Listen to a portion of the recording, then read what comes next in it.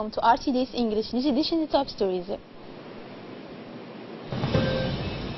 President Anglais strongly condemns the attempted assassination against the Ethiopian Prime Minister in Addis Ababa, Arulai. UNICEF Executive Director begins a working visit to Djibouti.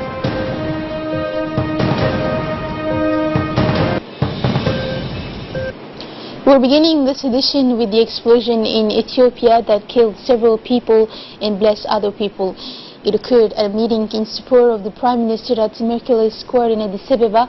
This explosion took place at the head of this public gathering in the presence of the Ethiopian Prime Minister Abiy Ahmed, in front of tens of thousands of people gathered on the spot. Mr. Abiy Ahmed came to finish his speech and greeted the crowd when an explosion of undermining origin occurred, causing a crowd movement toward the stage. The Prime Minister hastily left the place. For him, this explosion was a failed attempt by forces that do not want a united Ethiopia, he said. Abiy Ahmed did not appoint a person responsible for this explosion. He added that the love always wins, killing others is defeated.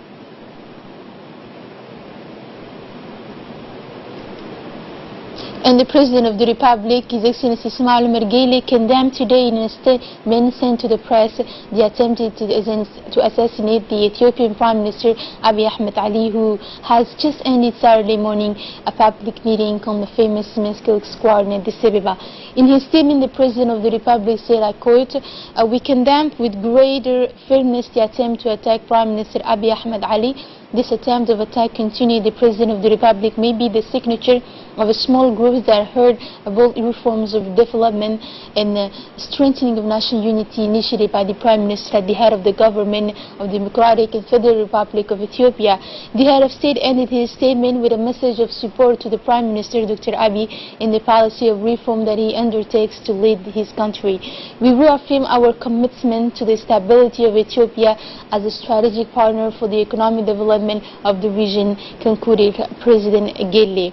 Today, a delegation of the Executive Committee of the RPP party, led by the Secretary General, Ilyas Musadwale, along with Gohar Muhammad, the National Secretary, Durhashi, and Suleiman and Dahir Bile, was at Bilbala for the launch of this campaign to celebrate with dignity the 41st anniversary of the independence. Launched yesterday by the Prime Minister Abdul Qadir Kamil Mohammed, also Vice President of the RPP party. The second day of the program in city took place this morning in Bilbala, and saw the participation of the community leaders, whose Secretary General of the UNIFD, Ms. Fatuma, the President of the Commune of Bilbala, Mr. Wabiri Nouraleh, the Presidents of the RPP of Bilbala, including the Presidents of the Annex RPP of Wahda Daba, Ms. Mariam Ali Musa, as well as numerous activists of the party RPP and representatives of the civil society. All were eager to participate in this community action to celebrate with dignity the Independence Day.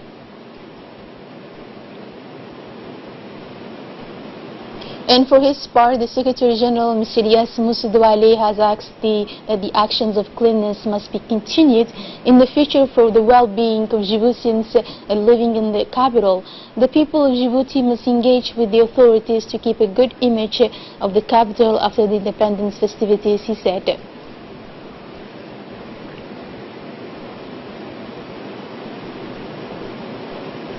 Like the capital, the Dakhil region is in the midst of preparations to celebrate with joy the 41st anniversary of Djibouti's independence on June 27, 1977. Indeed, the prefect of Dakhil, Mr. Mohammed Sheiko, has launched the rehabilitation of the Independence Square in front of the prefecture, where will be celebrated the Independence Day of Djibouti. The big machines and the workers are in action to rehabilitate this important place for the ceremonies of independence.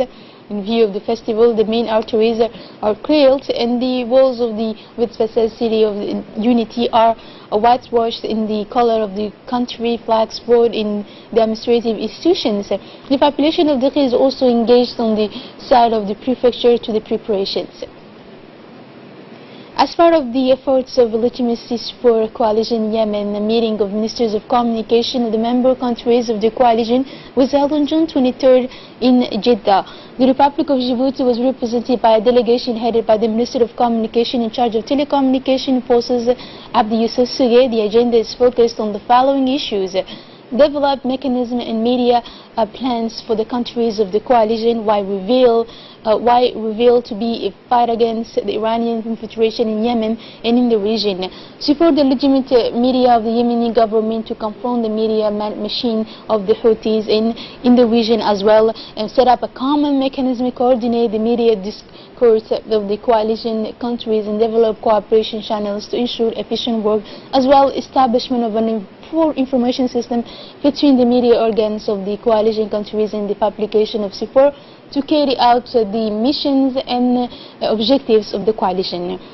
A delegation led by the Minister of Labour responsible for the reform of public administration has been participating since 22 June in the United Nations Forum for Public Service in Marrakesh in the Kingdom of Morocco.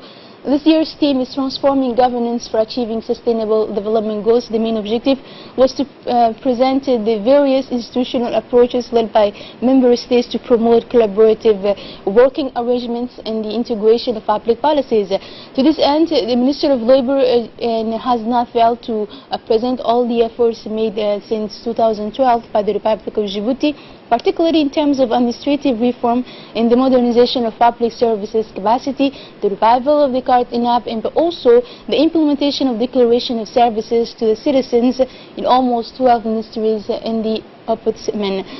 UNICEF Executive Director Henrietta Holzman, during a working visit to Djibouti, visited the Center for Social Action and Women's Empowerment, known as CASAF, early this morning, welcomed on arrival by the Minister of Women and Family, Mrs. Moumina Hamad. The director made a guided tour of this center dedicated to the training of young Djiboutian women to enable them to acquire certain autonomy. Then in footsteps of the director of this center, Mrs. Roda Ahmed Wali, Executive Director of UNICEF, Mrs. Henrietta, first visited the nursery where girls are engaged in sewing and hairdressing, and not only cooking and baking. This visit continued in CASAF's sewing, hairdressing, computer, audiovisual, and cooking workshops, where dozens of young girls acquire skills that give them the keys to a safer future.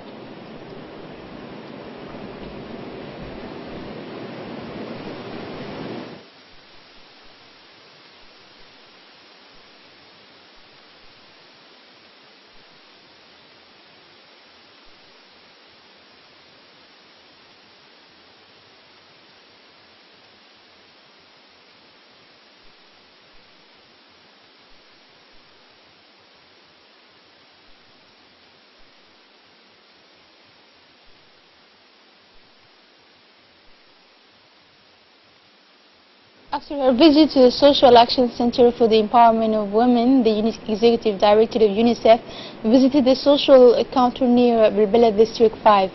On arrival, the Secretary of State for Social Affairs, Mrs. Mona Osman Aden, in the social window with the Executive Director of UNICEF, made a working visit to this social counter. And those in attendance, Secretary of State Mrs. Mona Osman Aden, Executive Director of UNICEF, senior executives of the department, representative of the WFP, social workers in this window, as well as several other beneficiaries of the society present in this counter. The Secretary of the State for Social Affairs gave explanations on the functioning of social counters to the Executive Director of UNICEF. This listening center welcomes, guides and supports the vulnerable population in societies and has for various missions to conduct investigations, record grievances, and as well as biometric enrollment with the themes of the social register present in this counter. Then the Secretary of State for Social Affairs met with the Director in her ministerial cabinet in the presence of the various directors and chief of the services of the department that makes up the department. A preparatory meeting for the second edition of the International Trade Fair of Djibouti has been held on Thursday morning in the Chamber of Commerce, and this second fair is expected from December 3 to 10, 2018, after the opening address by the President of the Chamber of Commerce, Mr. Yusuf Moussedouali. The technicians and the framework of the executives as well of the Chamber of Commerce have explained to the economic operators, businessmen, to the national and international business representative the different modes of the registration to this international and commercial fair of Djibouti make essential for the Horn of Africa.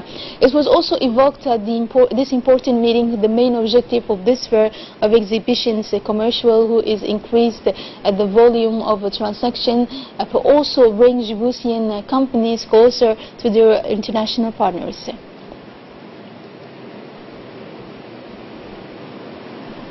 The Union of Djiboutian French Press organized on Thursday morning at the Technological Center for Innovation and Development a press card ceremony to its members. A dozen members of the UPF Djibouti received their card from the hands of the president of this organization, Mr. Kennedy Ibrahim Hussein, and the director of the CTID, Samatar Abdi Osman.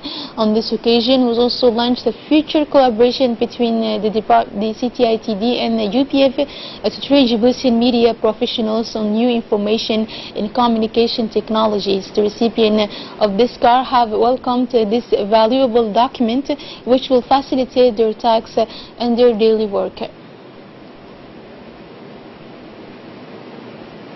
Under the aegis of the State Secretariat for Youth and Sports after Tijora and Obok, the Djiboutian Swimming Federation yesterday organized a day of dedication of young talents in the junior and youth categories for young people from different cities, CDCs, and this competition took place at the pool of Djiboutian Armed Forces in addition to the members of the Federation, officials of the community centers, and the President of the Federation who promotes this beautiful discipline. The day ended with the presentation of the trophies for the winners.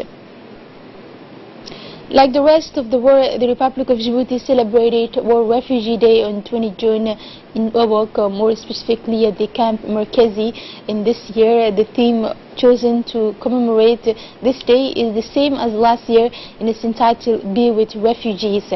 On this day dedicated to refugees Obok repopulation, Obok authorities, Yemeni refugees took part massively in the feast organized in their honor on the occasion of World Refugee Day. Traditional songs and dances, but also sketches and thanks from the representatives of the refugees were addressed to the President and to the people of Djibouti, and as well as to welcome in the solidarity toward the refugees held in Merkazi camp. The Republic of Djibouti honored all the commitments made by the head of state to guarantee the fundamental rights of refugees.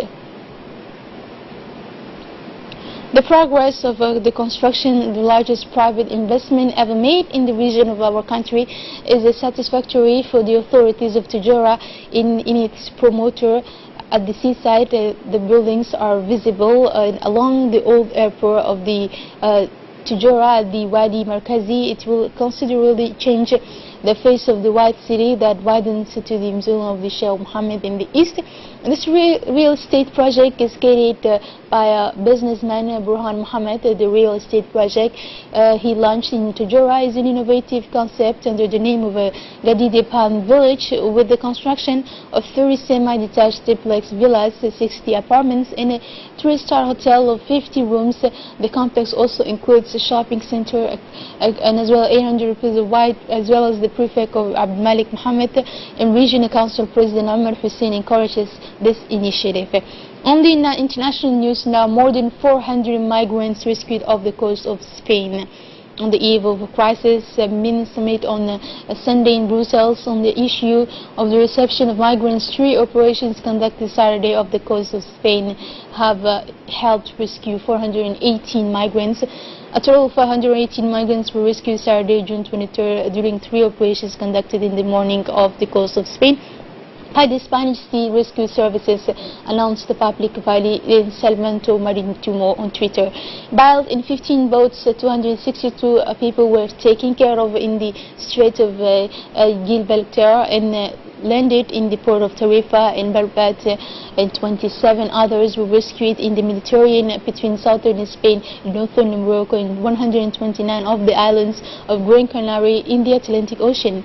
This is it for this edition. Thank you for joining us on RTD and have a good night.